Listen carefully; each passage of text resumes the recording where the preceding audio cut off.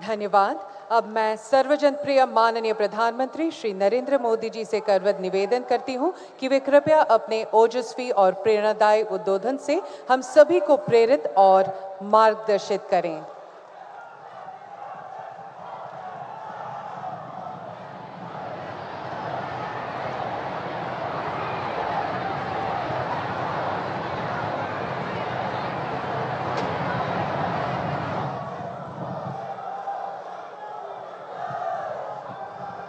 भारत माता की,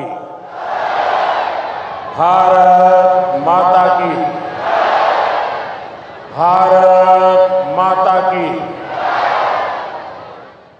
असम के लोकप्रिय मुख्यमंत्री हिमंता बिस्वा शर्मा जी, केंद्रीय मंत्रिमंडल के मेरे सहयोगी श्री सर्बानंद सोनोवाल जी, असम सरकार के सभी मंत्रीगण, सांसद और विधायकगण, अन्य जनप्रतिनिधि और लगातार बारिश के बावजूद भी इतनी बड़ी तादाद में आप सब आशीर्वाद देने आए, ऐसे मेरे प्यारे भाइयों बहनों नमस्कार।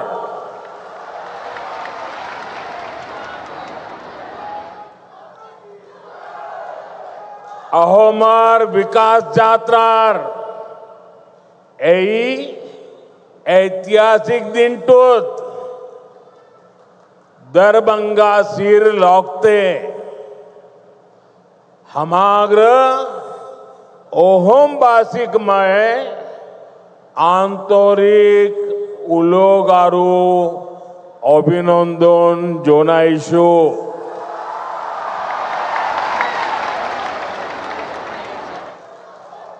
साथियों, ऑपरेशन सिंदूर के बाद कल मेरा पहली बार आसाम आना हुआ है। मां कामाख्या के आशीर्वाद से ऑपरेशन सिंदूर को जबरदस्त सफलता मिली।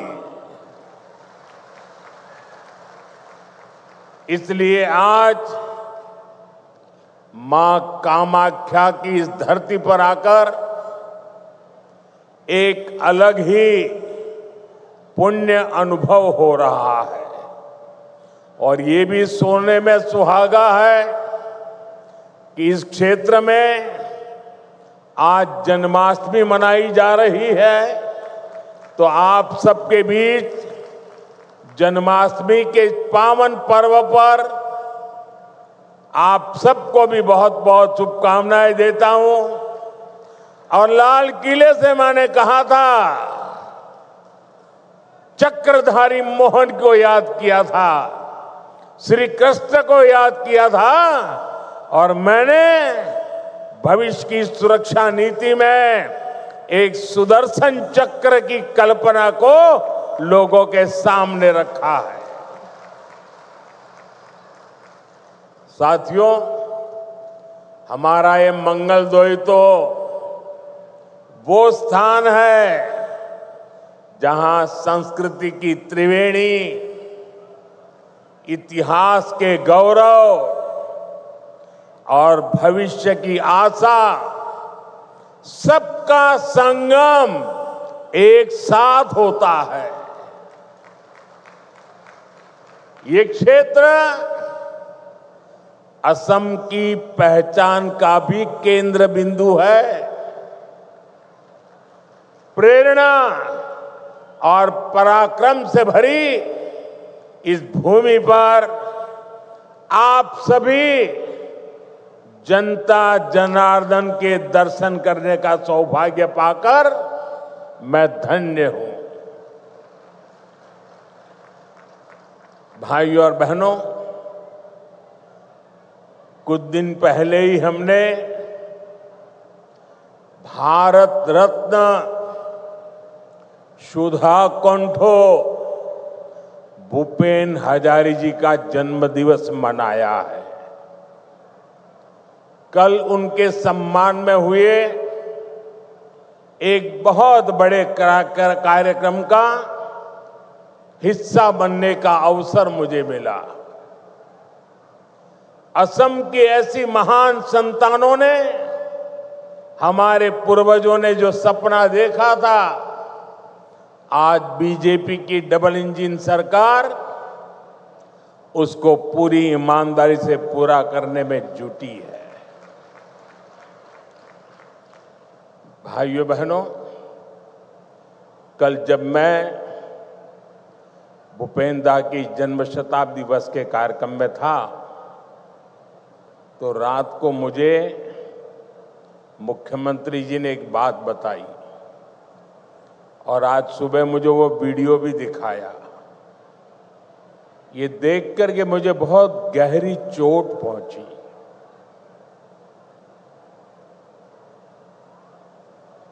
कांग्रेस पार्टी के अध्यक्ष का बयान उन्होंने मुझे दिखाया। जिस दिन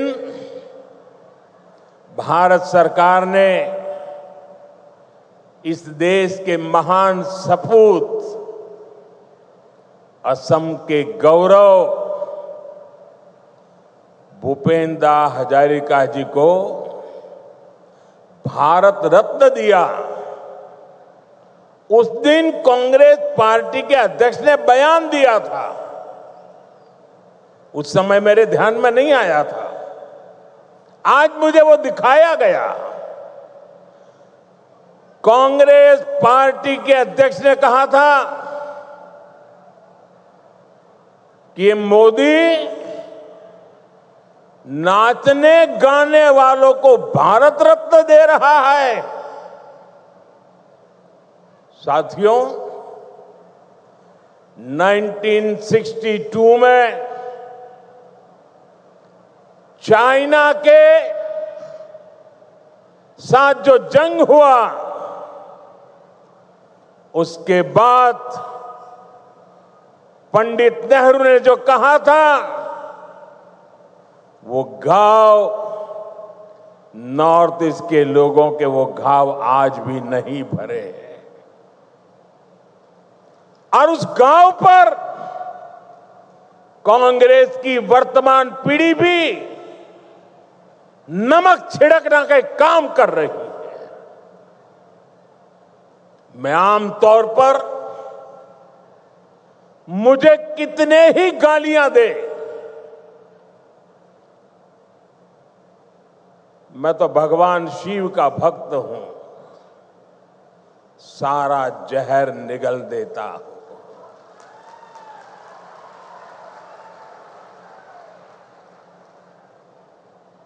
लेकिन बेशर्मी के साथ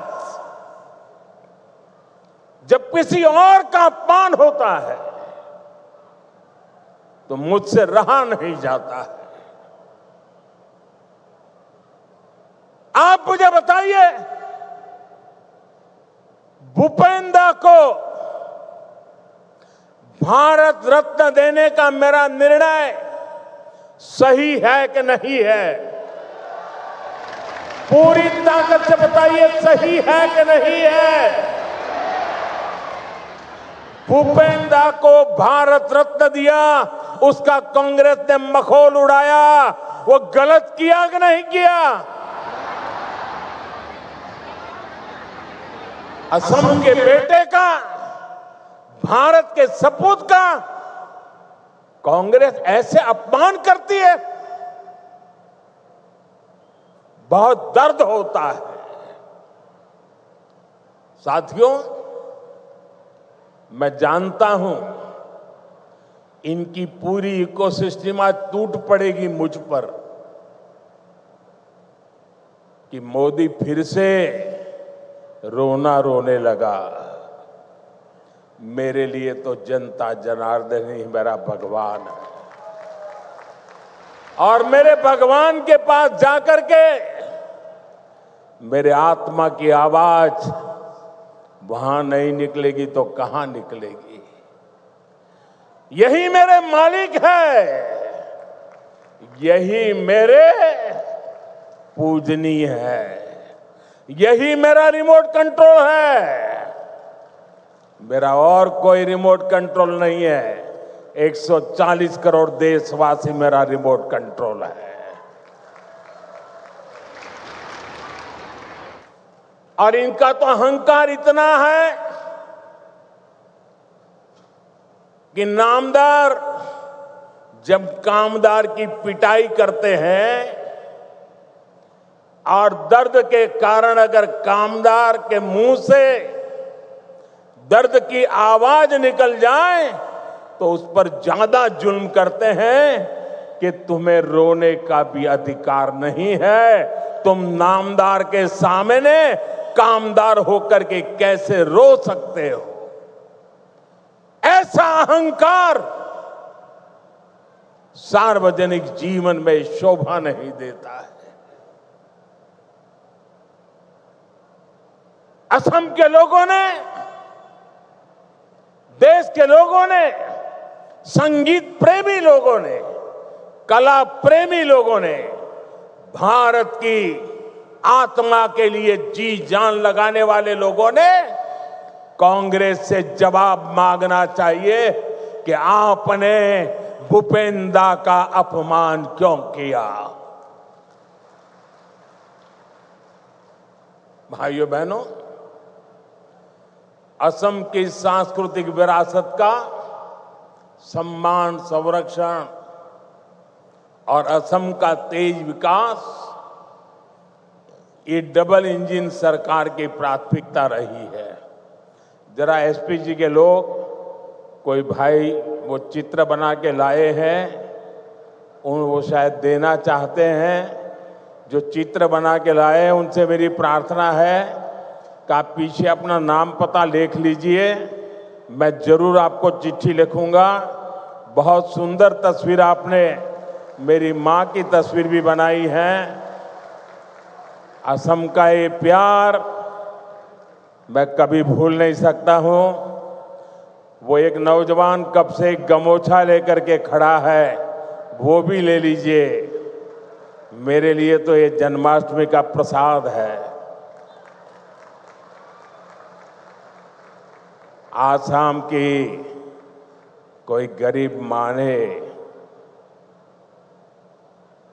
ये गमोछा बनाया होगा। बहुत बहुत धन्यवाद भैया आपके इस प्रसाद के लिए। मैं आपका बहुत आभारी हूं। मुझे मिल जाएगा, दे दीजिए भैया, मिल जाएगा। मैं बहुत आभारी हूं आपका।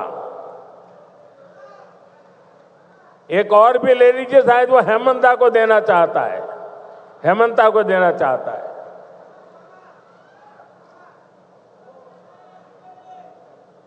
ठीक है, जहां जाना है सही जगह पे जाएगा। बहुत आपका प्यार के लिए धन्यवाद नौजवान।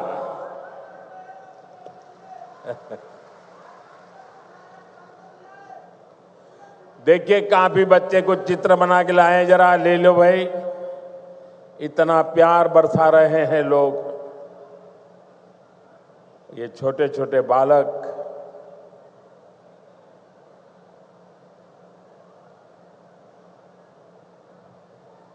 ऐसा सौभाग्य कहां मिलता है भाई। थैंक यू दोस्त, थैंक यू भैया, थैंक यू। आप दोनों भाई हैं क्या? नहीं? वाह, तो दोनों काली टी शर्ट पहन के आए हैं। लेकिन बहुत बहुत धन्यवाद दोस्तों। साथियों, सरकार और असम वासियों के साझा प्रयासों से आज असम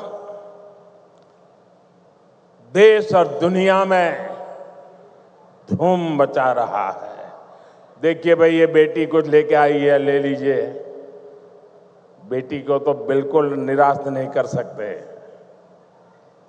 थैंक यू बेटा। बेटे, अपना नाम लिखा है पीछे? अगर नाम लिखा है तो मैं चिट्ठी लिखूंगा। अपना नाम पता लिख दो बेटा।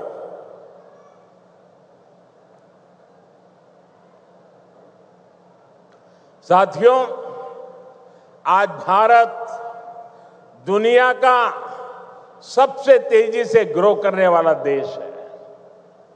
वही असम भी देश के सबसे तेजी से ग्रो करने वाले राज्यों में एक बन गया है। एक समय था जब असम विकास में पिछड़ा हुआ था, देश के साथ कदम ताल नहीं कर पा रहा था, लेकिन आज असम करीब करीब 13% की ग्रोथ रेट से आगे बढ़ रहा है। बेटा बहुत बहुत धन्यवाद। साथियों, 30% ग्रोथ, 13% ग्रोथ, ये बहुत बड़ी अचीवमेंट है। ये आपकी अचीवमेंट है। हो जाए ताली आज आपके नाम पर। हमारे नाम पर तो आप बहुत तालियां बजाते हैं, मैं आज आपके पसीने पर ताली बजाना चाहता हूं।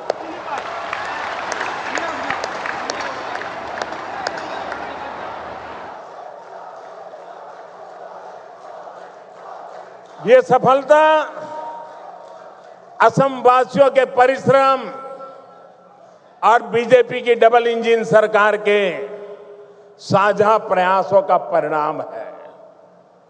मुझे खुशी है कि असम की जनता इस पार्टनरशिप को लगातार मजबूत कर रही है। इसलिए तो हर चुनाव में हेमंता जी और उनकी टीम को बार बार भारी समर्थन मिल रहा है।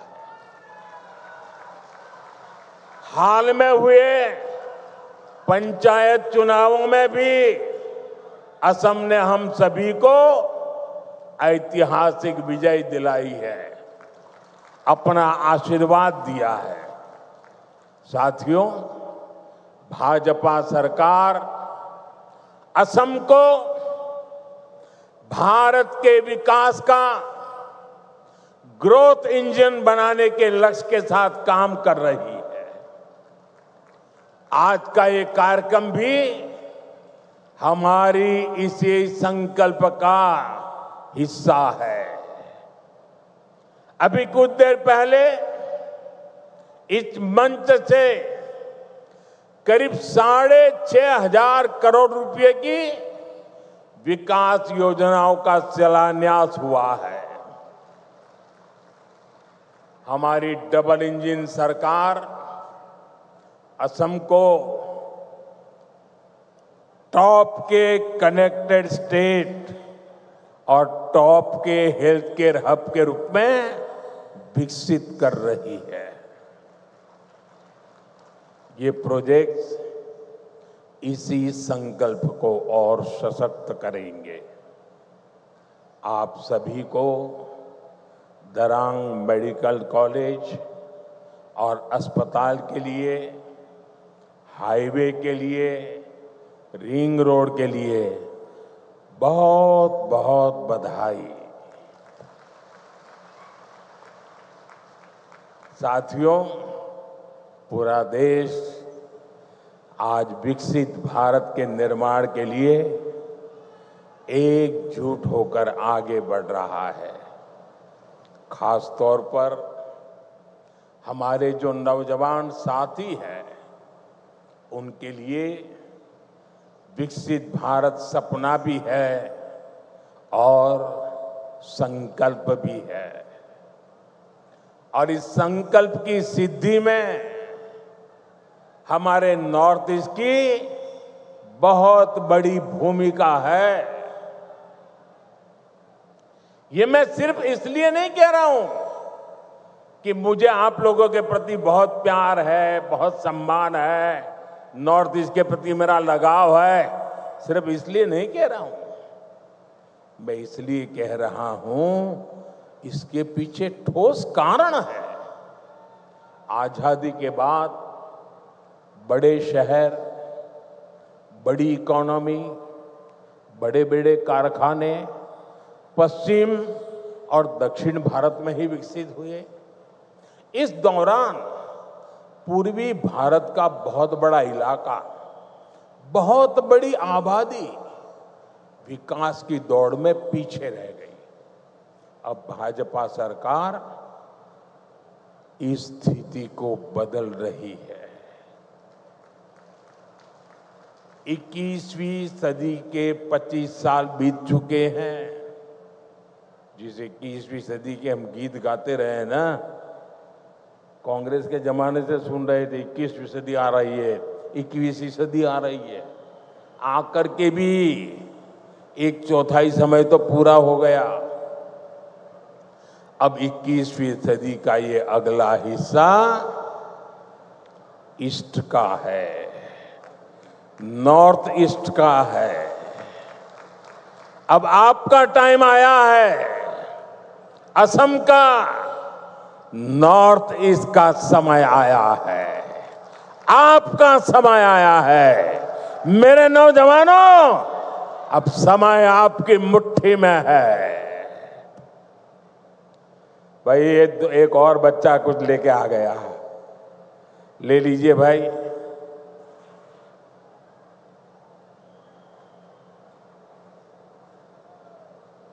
अब ये लोग भी मेरी मुसीबत जान लेते हैं। माँ का चित्र लेके आते हैं तो मन करता है बस ले लूं।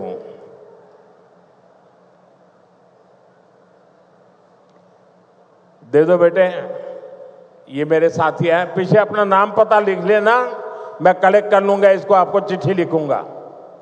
जरा ये लेकर के दे दीजिए भी एसपी जी वालों को। साथियों, किसी भी क्षेत्र के तेज विकास के लिए तेज कनेक्टिविटी बहुत जरूरी है। इसलिए हमारी सरकार का बहुत अधिक फोकस नॉर्थ ईस्ट में कनेक्टिविटी पर रहा है। रोड, रेल, एयर जैसी physical connectivity, 5G, internet, broadband जैसी डिजिटल कनेक्टिविटी, इससे आप लोगों को सुविधा मिली, जीवन आसान हुआ, बिजनेस करना आसान हुआ। इस कनेक्टिविटी से आप लोगों के लिए घूमना फिरना आसान हुआ, टूरिज्म का विस्तार हुआ और इसने यहाँ के हमारे नौजवानों के लिए नौकरी के, रोजगार के नए अवसर भी बनाए। साथियों, कनेक्टिविटी के इस महाअभियान का असम को भी बहुत लाभ मिला है। मैं आपको एक उदाहरण देता हूं। आजादी के 6 दशक तक दिल्ली में कांग्रेस की सरकार रही। असम में दशकों तक कांग्रेस रही, लेकिन कांग्रेस ने 60-65 सालों में ब्रह्मपुत्र पर सिर्फ 3 पुल बनाए। 60-65 साल में 3। फिर आपने हमें सेवा करने का मौका दिया और 1 दशक में हमारी सरकार ने 6 बड़े ब्रिज बना दिए। 6 बड़े ब्रिज। अब मुझे बताइए, इतना काम करेंगे तो आप खुश होंगे कि नहीं होंगे? आपके आशीर्वाद मिलेंगे कि नहीं मिलेंगे? आपका प्यार मिलेगा कि नहीं मिलेगा? आप खुश हैं ना? मैं और भी काम करना चाहता हूं, बस आशीर्वाद देते रहिए।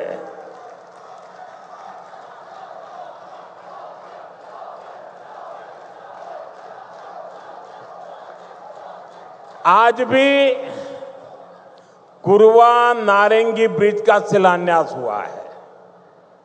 इस ब्रिज से गुवाहाटी और दरांग के बीच की दूरी कुछ ही मिनट की हो जाएगी।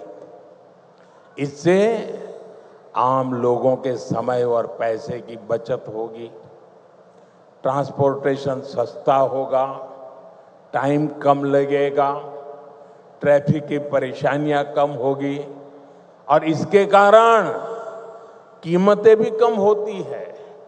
साथियों, नई रिंग रोड से आपको बहुत फायदा होगा। जब ये बन जाएगी तो ऊपरी आसाम की तरफ जाने वाली गाड़ियों को शहर में आने की जरूरत ही नहीं पड़ेगी। ये ring road 5 national highway, 2 state highway, 1 airport, 3 railway station और 1 इनलैंड वाटर टर्मिनल को आपस में जोड़ने का काम करेगा। यानी असम में पहली बार सीमलेस मल्टी मॉडल कनेक्टिविटी का पूरा नेटवर्क होने का। ये है डबल इंजन की बीजेपी सरकार का विकास का मॉडल। साथियों, हम आज की नहीं बल्कि अगले 25-50 साल की जरूरतों के मुताबिक देश को तैयार कर रहे हैं। क्योंकि 2047 जब आजादी के 100 साल होंगे ना, विकसित भारत बना के रहना है दोस्तों। आपके लिए बनाना है, आपके बच्चों के लिए बनाना है, नौजवानों के उज्जवल भविष्य के लिए बनाना है। इसी कड़ी में मैंने लाल किले से घोषणा की थी कि अब जीएसटी में नेक्स्ट जनरेशन रिफॉर्म होगा। आज मैं इस रिफॉर्म की खुशखबरी के साथ आपके बीच आया हूं। आज से ठीक 9 दिन के बाद नवरात्रि का पहला दिन होगा। जीएसटी की दरें बहुत कम हो जाएगी और इससे असम के, देश के हर परिवार को फायदा होगा। रोजमर्रा की बहुत सारी चीजें और सस्ती हो जाएगी। हमने सीमेंट पर टैक्स कम किया है। इसके लिए जिसको घर बनाना है उसका खर्चा कम होगा। कैंसर जैसी अनेक गंभीर बीमारियों की अनेक महंगी दवाएं सस्ती हो जाएगी। बीमा कराना सस्ता हो जाएगा। और जिस नौजवानों को मोटरसाइकिल लेनी है, नई कार खरीदनी है, वो भी सस्ती हो जाएगी। आजकल आप देखते होंगे मोटर कंपनियों में ऐसी होड़ मची है, एडवर्टाइजमेंट दे रहे हैं 60,000 कम, 80,000 कम, 1 लाख रुपया कम। लगातार इससे जुड़े विज्ञापन दे रहे हैं। यानी माताएं बहनें हो, नौजवान हो, किसान हो, दुकानदार हो, सबका फायदा होने वाला है। ये फैसला आपके त्योहारों की चमक और बढ़ाने वाला है। साथियों, इन त्योहारों में आपको मेरी एक बात भी ध्यान रखनी है। मैं अपनी बात बताऊं? मैं मेरी बात बताऊं? आप कहो तो बताऊं? सबके सब हाथ ऊपर करके बताइए, बताऊं? मेरी बात मानोगे? बैठो बेटा, बैठो। थैंक यू बेटा, थैंक यू। उसको तकलीफ मत दीजिए, उसको शारीरिक तकलीफ है। प्लीज उसको परेशान मत कीजिए, ले लेंगे। जरा कैमरामैन वो चिट्ठी ले लो, उनसे चिट्ठी ले लो। कोई नौजवान, बैठो बेटा, आप परेशान मत होना, उसको परेशान मत कीजिए। अरे भाई, उसको तकलीफ हो रही है भाई। मैंने प्रणाम, मेरा प्रणाम भैया। उसको परेशान मत कीजिए प्लीज। उसको, मुझे अच्छा नहीं लगता है भैया, प्लीज। आप यहां तक आए, शरीर को इतना कष्ट देकर के आए, मैं आपका आभारी हूं। साथियों, जरा फिर से हाथ करके बताइए, मैं जो कहूंगा मेरी बात मानोगे? ऐसा नहीं, सबका हाथ ऊपर होना चाहिए, उधर भी उधर भी। मेरी बात मानोगे? पक्का मानोगे? इतना कर लीजिए, देश आगे बढ़ जाएगा। दोस्तों, मेरे लिए नहीं, मैं आपसे देश के लिए मांग रहा हूं। मैं आपसे आपके बच्चों के उज्जवल भविष्य के लिए मांग रहा हूं। और मैं आपसे यही कहता हूं कि आप मुझे वादा कीजिए, अब जो भी खरीदेंगे वो स्वदेशी होगा। खरीदेंगे, स्वदेशी खरीदेंगे, मेड इन इंडिया खरीदेंगे। और मेरी स्वदेशी की व्याख्या बहुत सिंपल है। कंपनी किसी भी देश से क्यों ना आई हो, नाम किसी भी देश का क्यों ना हो, लेकिन वो हिंदुस्तान में ही बना होना चाहिए। पैसा दुनिया के किसी भी देश ने लगाया हो, लेकिन पसीना मेरे देश के नौजवानों का होना चाहिए।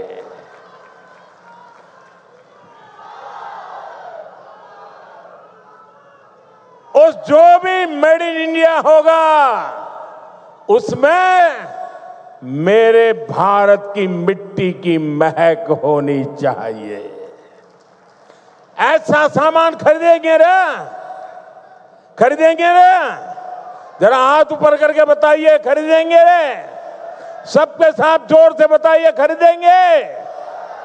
जोर से बताइए, खरीदेंगे? किसी को गिफ्ट देना है तो स्वदेशी देंगे। और जो दुकानदार माल बेचता है, मैं उसको कहना चाहता हूं, दुकान पे बोर्ड लगाइए। लगाएंगे? अपने गांव की हर दुकान पे बोर्ड लगाएंगे। उस पर बोर्ड लगाइए, गर्व से कहो ये स्वदेशी है। गर्व से कहो ये स्वदेशी है। देखिए, स्वदेशी की ताकत मैं बताता हूं। करीब 50 साल पहले की बात है। मैं कन्याकुमारी में कुछ समय के लिए वहां रहता था, और ये गमोथा कितने ही सालों से मेरे साथ होता है। मेरी बैग में भी 3-4 होते ही होते हैं। तो ऐसे ही मैं कन्याकुमारी में एक गमोछा ऐसे लगा के घूम रहा था, तो दूर से कुछ लोग दौड़ के आए और मुझे नमस्ते करके पकड़ा। बोले, आप आसाम से हैं? मैंने कहा, नहीं, मैं तो गुजरात से हूं। नहीं, बोले, गमोछा देखा ना, इसलिए आपको हमने पकड़ा। ये ताकत होती है मिट्टी की, स्वदेशी की ये ताकत होती है। कोई पहचान नहीं थी, लेकिन आसाम के लोगों का उस दिन मुझ पर इतना प्यार उमड़ गया क्योंकि मेरे गले में गमोछा था। दोस्तों, ये ताकत होती है।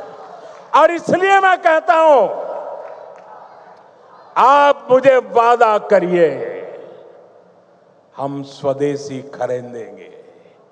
वोकल फॉर लोकल, लोकल के लिए वोकल हो, इसके लिए हम सबका प्रयास देश को मजबूत करेगा।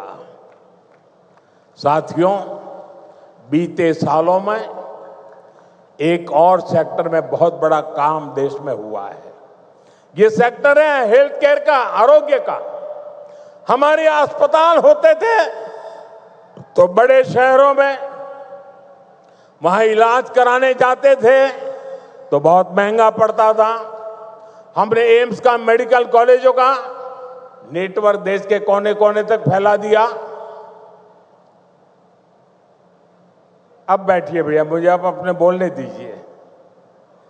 अब बैठिए, आप बैठिए, आप बैठिए, आप बैठिए। अरे, उसको परेशान कर रहे हैं आप लोग। भाई कैमरामैन, उनसे चिट्ठी ले लेना। मेरे इन दिव्यांग भाइयों को क्यों परेशान करते हैं आप? थैंक यू दोस्त।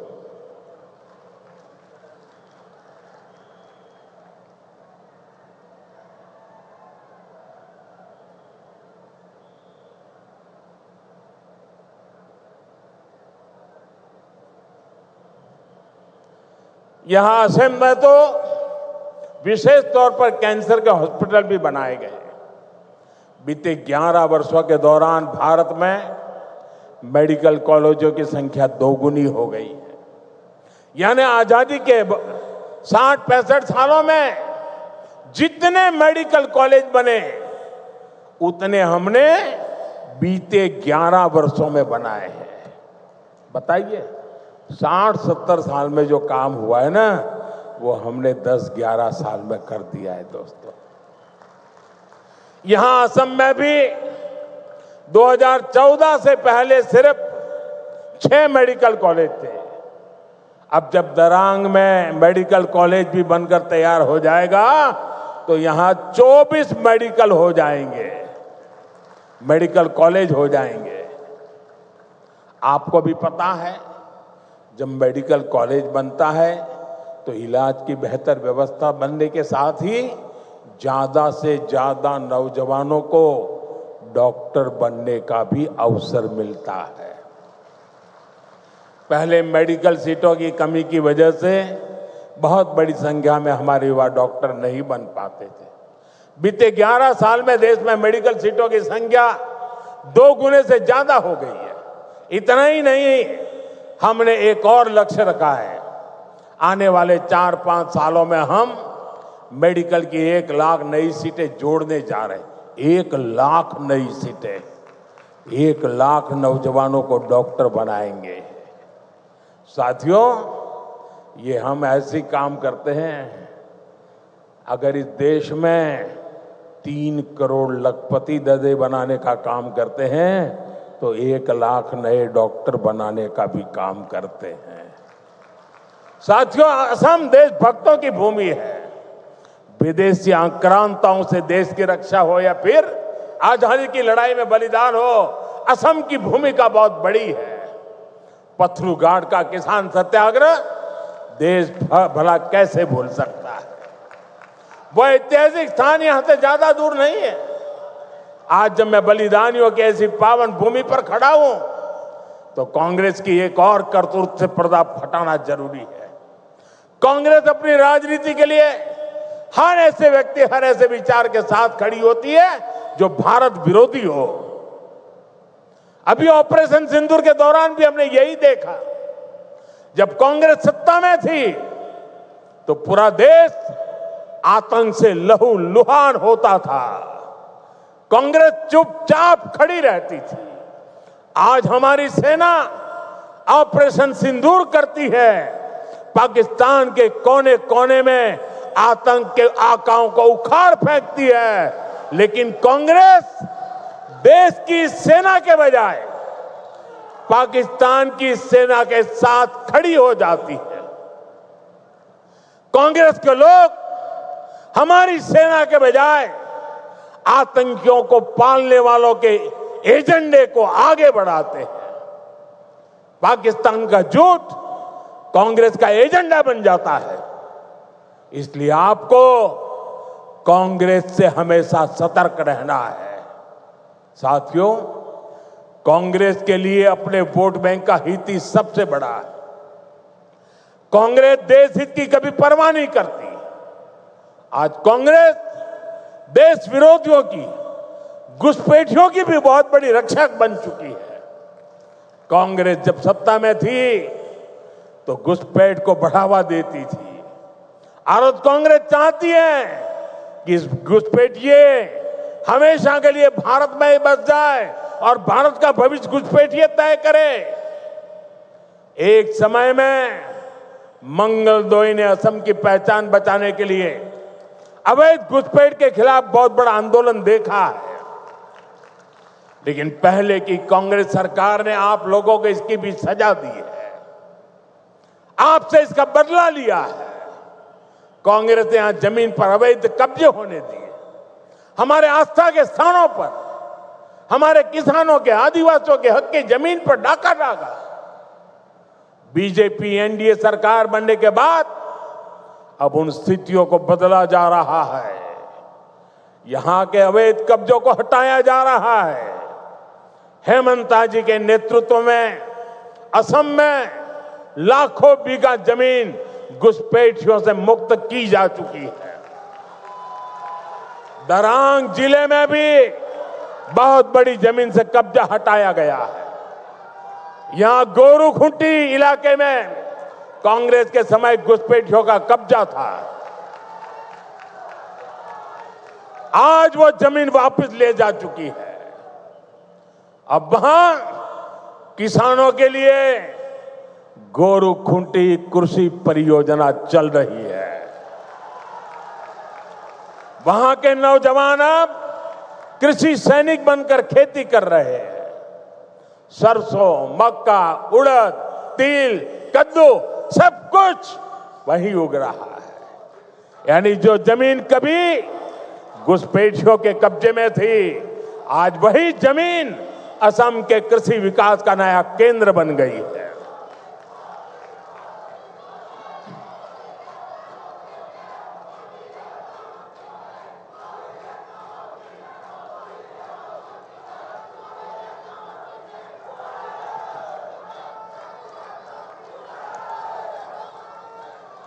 साथियों, भाजपा की सरकार घुसपैठियों को देश के साधनों, संसाधनों पर कब्जा नहीं करने देगी। भारत के किसानों, भारत के नौजवानों, हमारे आदिवासियों का हक हम किसी को नहीं छीनने देंगे। ये घुसपैठिए हमारी माताओं, बहनों, बेटियों के साथ अत्याचार करते हैं, ये नहीं होने दिया जाएगा। घुसपैठियों के माध्यम से बॉर्डर के इलाकों में डेमोग्राफी बदलने की साजिशें चल रही है। ये राष्ट्रीय सुरक्षा के लिए बहुत बड़ा खतरा है। इसलिए अब देश में एक डेमोग्राफी मिशन शुरू किया जा रहा है। भाजपा का लक्ष्य है घुसपैठियों से देश को बचाएंगे, घुसपैठियों से देश को मुक्ति दिलाएंगे। और मैं उन राजनेताओं को भी कहना चाहता हूं,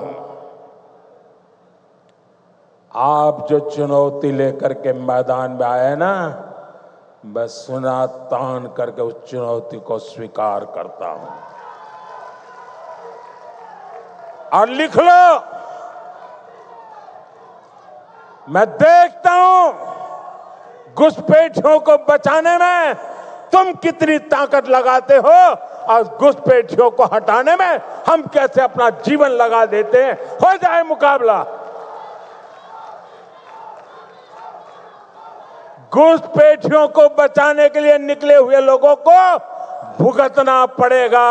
मेरे शब्द सुन के रखो, ये देश उनको माफ नहीं करेगा।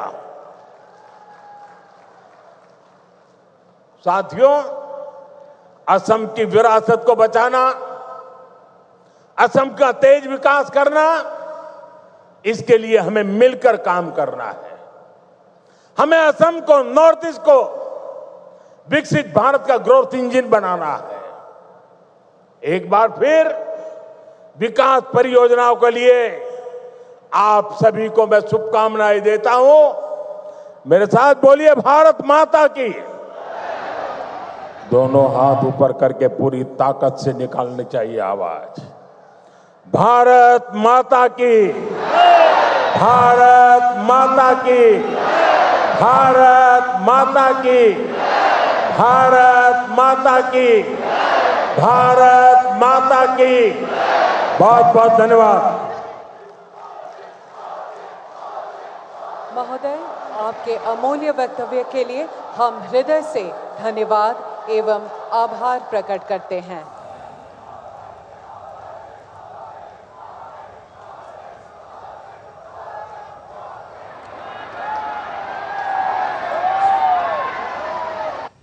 You're watching the live broadcast of Prime Minister Narendra Modi's public address at Darang, Assam, the northeastern state in India, where Prime Minister launched a host of development projects. Prime Minister in his address spoke about the potential of the double-engine government in Assam, the centre and Assam.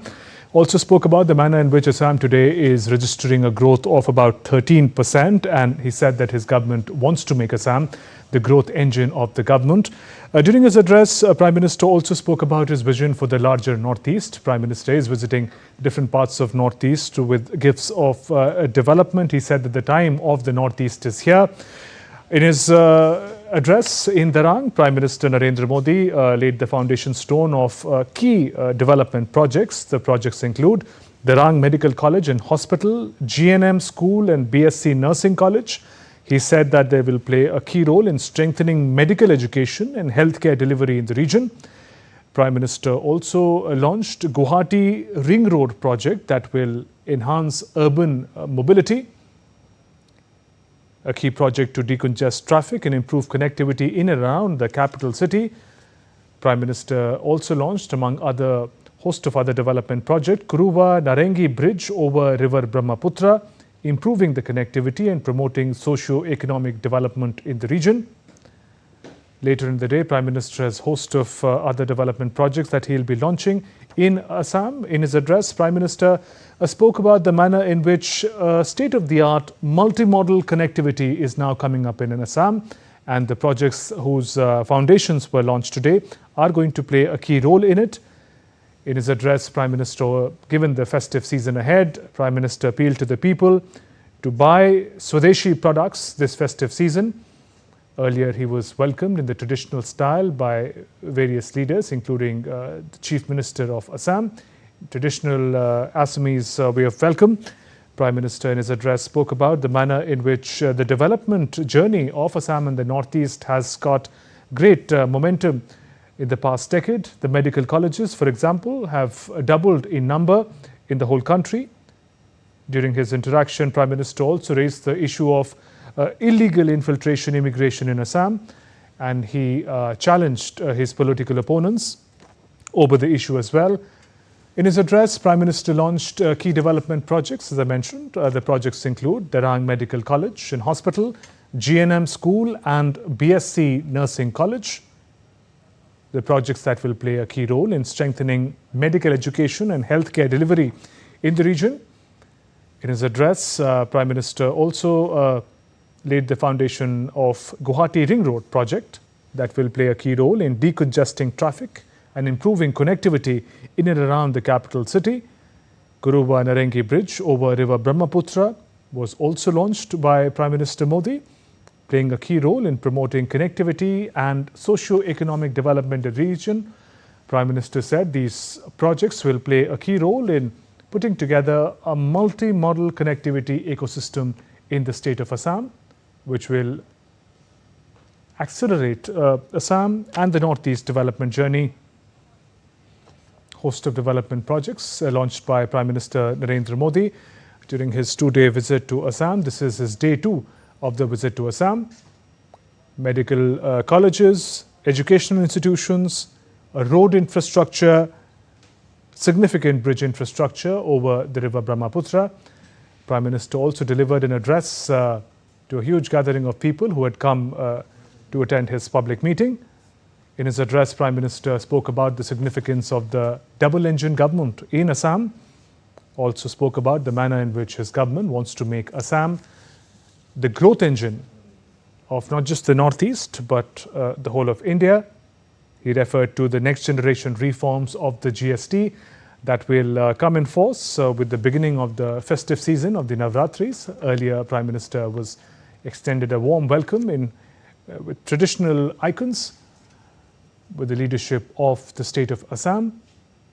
During his address, Prime Minister also freely interacted with a number of locals who had come to greet Prime Minister, bringing with them gifts and letters, and Prime Minister reached out to them, accepting humbly the gifts that the locals in Assam had come. The location of this public address is Darang in Assam, the northeastern state of Assam, hosting Prime Minister Narendra Modi on a two-day visit. He's laying a foundation stone of major infrastructure and industrial projects worth several thousand crores. In a short while ago, in Darang, Prime Minister laid the foundation stone of Darang Medical College and Hospital. He also laid the foundation of GNM School and BSc Nursing College. He spoke about strengthening medical education, healthcare delivery in the region, a region which traditionally had suffered due to lack of state-of-the-art infrastructure. But that reality, Prime Minister in his address said, is changing fast now. Prime Minister said that today Assam is registering a growth of 13%, which is a significant development for the whole of Northeast. And Prime Minister said that with the 21st century, the time of the Northeast has come, and the region is set to play a key role in the vision of developed India that Prime Minister has put forth a number of times. He spoke about several reforms that have been put in place, next generation reforms in GST, which has resulted in the lowering of prices of key commodities and services for the people in India. It will come into force with the beginning of the festive season, the Navratris. Earlier, Prime Minister laid the foundation stone and launched several key development projects that include Darang Medical College and Hospital, GNM School and BSc Nursing College. He also launched Guwahati Ring Road project remotely that will enhance urban mobility, decongest traffic and improve connectivity in and around the capital city. Another key piece of infrastructure's foundation was launched was Kuruva Narengi Bridge over River Brahmaputra, improving connectivity and promoting socio-economic development in the region. Launching the development projects, Prime Minister also took a shot at the political opponents, particularly the Congress. He attacked the Congress over the issue of corruption and appeasement and vote bank politics. He also spoke about the manner in which the Congress had disrespected the legacy of Bharat Ratna Bhupen Hazarika. On day one, Prime Minister had paid his respects on the 100th anniversary, birth anniversary of Bhupen Hazarika, Bharat Ratna, an iconic artist of Assam. Host of areas Prime Minister touched upon during his address. Prime Minister in his address said that India is currently the fastest growing country in the world. Assam in particular stands out as one of the fastest growing states within the country, one struggling to keep pace with development. The northeastern state of Assam, the Prime Minister said, has transformed significantly and is now making remarkable progress, boasting a growth rate of 13%. PM said this is an impressive achievement, is a testament to the resilience and dedication of the people of the state and the region. He said it is also the result of collaborative efforts driven by the hard work of the people of Assam and the contributions of the BJP's double-engine government. He said this is the reason why Himanta Biswa Sarma and his team, his Chief Minister, are getting huge support from the people of Assam. Prime Minister made several references to the close connection that he feels with the people of Assam. There were several cultural references of Gamocha and other elements, talking about the manner in which he finds himself close to the culture and the people of Assam. In his address, Prime Minister Modi also spoke about the GST reforms that were announced recently. PM said now GST will undergo next generation reforms. He said that he has come today with this good news. 9 days from now, on the first day of the Navratris, the festive season, the GST rates will be significantly lowered. This will benefit every family in the country and make daily use items cheaper. In the context of the festive season, Prime Minister also made an appeal to the people in Assam and the Northeast to buy Swadeshi products, to buy Made in India products, to empower the local economies. In that sense, Prime Minister also making that special appeal during this festive season. Earlier, Prime Minister also visited an exhibition in Darang. We'll be getting those visuals in just a bit. Prime Minister Modi is on a 2-day visit to the northeastern state of Assam. Prime Minister later in the day will inaugurate the Assam bioethanol plant at the Numaligarh Refinery Limited as well.